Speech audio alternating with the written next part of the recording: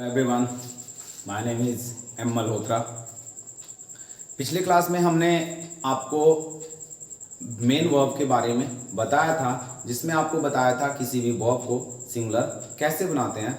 मेरा कहने का मतलब how to make a verb in V1 to V5, यानी V1 से V5 कैसे बनाएंगे, ये पिछले क्लास में मैंने बता दिया था। आज आपको V1 से V5 बनाने के नियम खत्म होने के बाद मेन वर्ब के कुछ टॉपिक्स बताऊंगा, और उसके बाद आज हम लोग पढ़ेंगे एक्सॉल्टिव वर्ब। कौन सा वर्ब? एक्सॉल्टिव वर्ब, जिसे हम लोग कहते हैं सहायक क्रिया। आइए जानते हैं मेन वर्ब के बारे में। थोड़े से कुछ टॉपिक्स हैं जिनका प्रयोग हम लोग वॉइस और नरेशन में सीखते हैं, इसीलिए मुझे लगा कि वो बताना जरूरी है, तो मैंने सोचा आपको बता देता हूँ। तो टॉपिक है कि मेन वर्ब जो खुद वर्ब के प्रकार हैं। ध्यान से सुनिएगा, मेन वर्ब जो खुद वर्ब के प्रकार हैं, इनके दो प्रकार होते हैं। क्या समझे? मेन वर्ब जो खुद वर्ब के प्रकार हैं, इनके दो प्रकार होते हैं। एक होते हैं ट्रांजिटिव वर्ब, एक क्या होते हैं? ट्रांजिटिव वर्ब, एक होता है इंट्रांजिटिव वर्ब। एक क्या होता है? ट्रांजिटिव वर्ब, एक होता है इंट्रांजिटिव वर्ब। आइए समझते हैं ट्रांजिटिव वर्ब किसे कहते हैं और इंट्रांजिटिव वर्ब किसे कहते हैं। ट्रांजिटिव वर्ब वैसा वर्ब, ट्रांजिटिव वर्ब वैसा वर्ब जो अपने साथ एक या एक से अधिक ऑब्जेक्ट लेते हैं, वो ट्रांजिटिव वर्ब कहलाते हैं। वैसा वर्ब जो अपने साथ एक या एक से अधिक वर्ब ऑब्जेक्ट लेते हों, उसे क्या बोलते हैं? ट्रांजिटिव वर्ब बोलते हैं। ट्रांजिटिव वर्ब जो खुद मेन वर्ब का प्रकार है, उसके भी दो प्रकार, एक मोनोट्रांजिटिव, एक डायट्रांजिटिव। एक क्या? मोनोट्रांजिटिव और एक डायट्रांजिटिव। मोनोट्रांजिटिव वर्ब किसे कहते हैं? वैसा वर्ब जो अपने साथ एक ऑब्जेक्ट ले, उसे मोनोट्रांजिटिव वर्ब कहते हैं। फिर से ध्यान से सुनिएगा, वैसा वर्ब जो अपने साथ एक ऑब्जेक्ट ले, उसे क्या बोलते हैं? मोनोट्रांजिटिव वर्ब कहते हैं। अगला पॉइंट है डायट्रांजिटिव के बारे में। तो डायट्रांजिटिव वैसा वर्ब जो अपने साथ एक से अधिक ऑब्जेक्ट ले, वैसा वर्ब जो अपने साथ एक से अधिक ऑब्जेक्ट लें, उसे क्या बोलते हैं? डायट्रांजिटिव वर्ब बोलते हैं। उसके बाद था कि हम बताए थे मेन वर्ब के दो रूप, एक ट्रांजिटिव और इनट्रांजिटिव। इनट्रांजिटिव किसे कहते हैं? वैसा वर्ब जो अपने साथ एक भी ऑब्जेक्ट न ले, उसे इनट्रांजिटिव वर्ब कहते हैं। और ये सब जो हम बता रहे हैं, इसका प्रयोग है वॉइस में। मैंने आपको इसलिए बता दिया ताकि आपको ऐसा ना लगे कि सर कुछ टॉपिक छोड़ दिए हैं, इसीलिए मैंने इसे नहीं बताया, पूरी अच्छी तरह से एक्सप्लेन नहीं किया। जब हम वर्ब पढ़ रहे हो, वॉइस और नरेशन पढ़ रहे होंगे, तब इसके बारे में अच्छा तरह से हम लोग वहां जान लेंगे। आइए अभी हम लोग सीखते हैं एक्सॉल्टिव वर्ब। एक्सॉल्टिव वर्ब जो खुद वर्ब का प्रकार है। आप लोगों को बताए होंगे कि वर्ब दो भागों में बांटा गया है, एक्सॉल्टिव वर्ब और मेन वर्ब, या फिर मेन वर्ब और एक्सॉल्टिव वर्ब। तो मेन वर्ब के बारे में हम आपको बताए थे। अभी जो हम लोगों को पढ़ना है वो है एक्सॉल्टिव वर्ब, यानी सहायक क्रिया।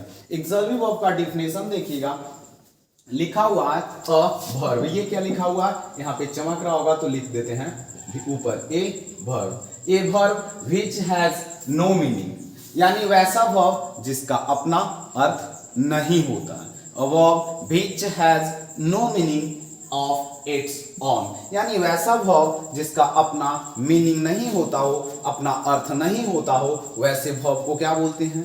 एक्सॉल्टिव वर्ब बोलते हैं। आगे बताते हैं बट मतलब लेकिन हेल्प द मेन वर्ब, यानी कि अपना तो अर्थ नहीं होता, लेकिन मेन वर्ब की क्या करता है? तो सहायता प्रदान करे, यानी मेन वर्ब की सहायता प्रदान करने वाले वर्ब को क्या बोलते हैं? एक्सॉल्टिव वर्ब कहते हैं। ध्यान से समझिएगा, but help the main verb is known as an auxiliary verb, यानी वैसा वर्ब जो मेन वर्ब को सहायता प्रदान करे और जिसका अपना अर्थ न हो, वैसे वर्ब को क्या बोलते हैं? एक्सॉल्टिव वर्ब बोलते हैं। क्या बोलते हैं? एक्सॉल्टिव वर्ब। एक्सॉल्टिव वर्ब जो खुद वर्ब का प्रकार है। क्या बताएं? एक्सॉल्टिव वर्ब जो खुद वर्ब का प्रकार है, इनके भी क्या? इनके भी दो प्रकार होते हैं। इनके भी कितने प्रकार हैं? दो प्रकार हैं।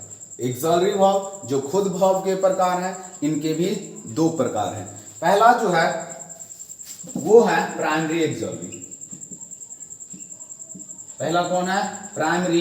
ए भी लिख देते हैं, ए भी का मतलब एक्सॉलरी वर्ब। पहला कौन है? प्राइमरी एक्सॉलरी, और दूसरा जो है वो है मॉडल एक्सॉलरी। दूसरा कौन है? मॉडल।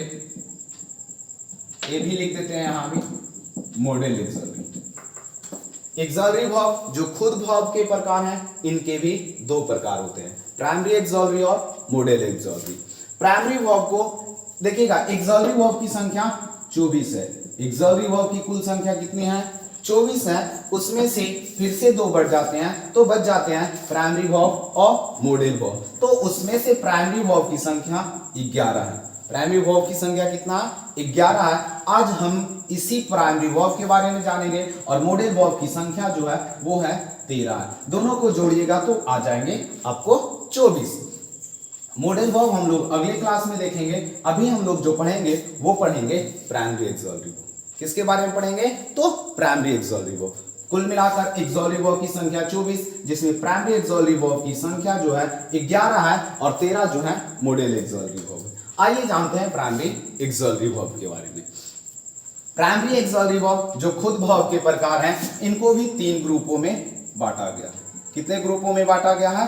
3 ग्रुपों में बांटा गया है। पहला ग्रुप जो है वो है बी ग्रुप। कौन सा ग्रुप? B group. पहला ग्रुप कौन सा है? B group. दूसरा जो ग्रुप है, क्या? दूसरा यहां पे हम लिख देते हैं AUXIL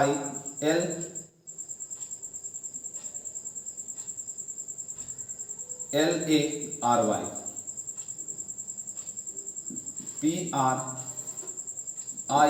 PRIMARY, primary auxiliary verb. क्या? Primary auxiliary verb. Primary auxiliary verb जो खुद वर्ब के प्रकार हैं, इनकी संख्या 11 है, और इनको कितने भागों में बांटा गया है? 3 भागों में बांटा गया। आइए समझते हैं तीनों भाग को। पहला कौन है? B group. पहला कौन है? B group. दूसरा है डू ग्रुप। दूसरा कौन सा ग्रुप? कोई देखे होंगे कि ऊपर नीचे भी रह सकता है, उससे कोई प्रॉब्लम नहीं है। और तीसरा जो है वो कौन सा ग्रुप है? Have group. तीसरा कौन सा ग्रुप है? तो तीसरा जो है वो है have group. Primary auxiliary verb जो खुद एक्सॉलरी वर्ब के प्रकार हैं, इनकी संख्या 11 है, और इनको भी 3 भागों में बांटा गया। आइए देखते हैं कुल इनकी 11 की संख्या। ऊपर यहां से मैं मिटा देता हूं ताकि इसको एक्सप्लेन करने में थोड़ा सावधानी हो। मिटा देते हैं, आप लोग देख लिए होंगे। ध्यान दीजिएगा, अभी जो हम लिखेंगे एक्सॉलरी वर्ब, यहां एक्सॉलरी वर्ब, तो यहां पे हम लिखेंगे जो ऊपर में लिखेंगे, ऊपर में लिखेंगे वो क्या कहां यूज होगा? पास्ट में यूज होगा। और जो नीचे लिखेंगे उसके वो कहां यूज होगा? तो प्रेजेंट में, सॉरी, ऊपर जो लिखेंगे प्रेजेंट में यूज होगा, नीचे जो लिखेंगे वो पास्ट में यूज होगा। अब आप हम लोग समझते हैं इसकी संख्या, यानी एक्सॉलरी प्राइमरी एक्सॉलरी वर्ब की संख्या कितना था? तो इसकी संख्या थी 11। आइए समझते हैं 11 किस प्रकार बटा हुआ है। तो बी ग्रुप में जो एक्सॉलरी वर्ब की संख्या है वो है 5। बी ग्रुप में एक्सॉलरी वर्ब की संख्या कितने हैं? 5 है।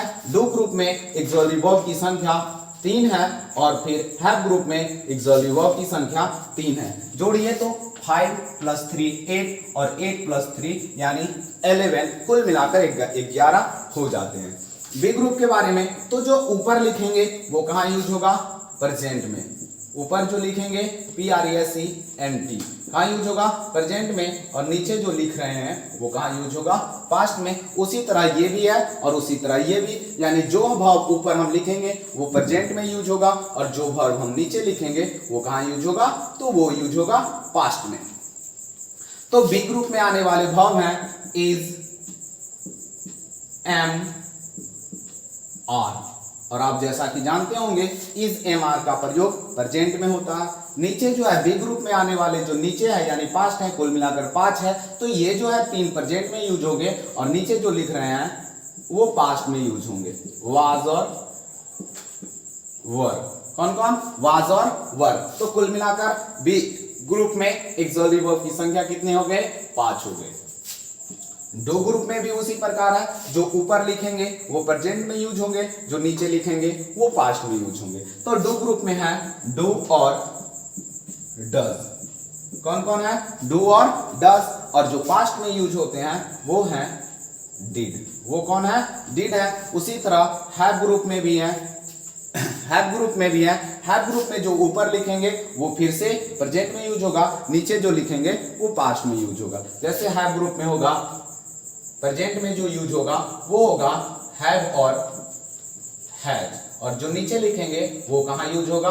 हैड जो होगा पास्ट में यूज होगा। ये थे हमारे एक्सक्लूसिव वर्ब की कुल संख्या।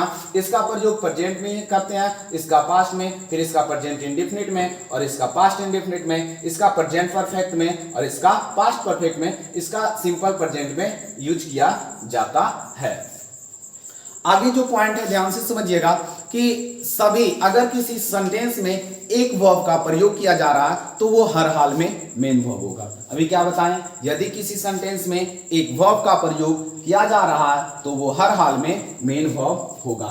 जैसे कि मैं यहाँ पे मिटा के एक एग्जांपल लिख लेता हूँ। डेफिनेशन आप लोग लिख लिए होंगे, नहीं तो फिर पॉज करके लिख लीजिएगा और हम इसे मिटाते हैं और आगे आपको समझाते हैं।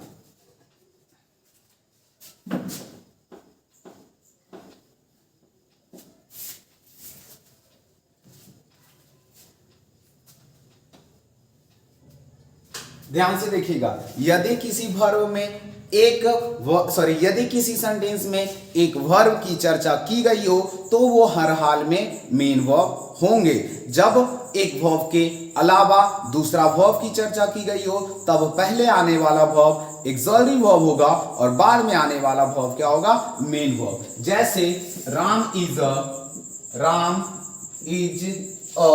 Boy, Ram is a boy. अब आप लोग को लग रहा होगा कि इज तो एक्सक्लूसिव वर्ब है। अभी मैंने बताया यदि किसी सेंटेंस में एक वर्ब की चर्चा की गई हो तो वो हर हाल में कौन सा वर्ब होगा? मेन वर्ब होगा। कौन सा वर्ब होगा? Main verb. यानी अभी फिलहाल जो है इज किसका काम कर रहा है?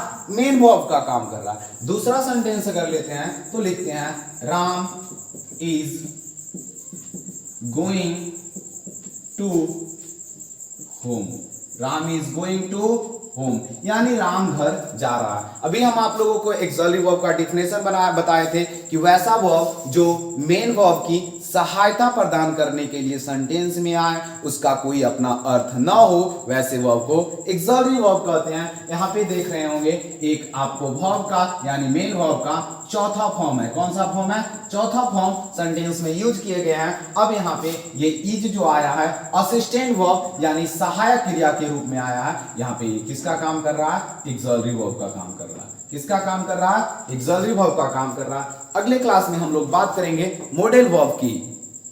और एक खास सूचना, अभी थोड़ी हमें हेजिटेशन होती है क्योंकि पहली बार मैंने कैमरा को फेस किया, तो अगर थोड़ी सी गलती हो जाए तो माफ कीजिएगा।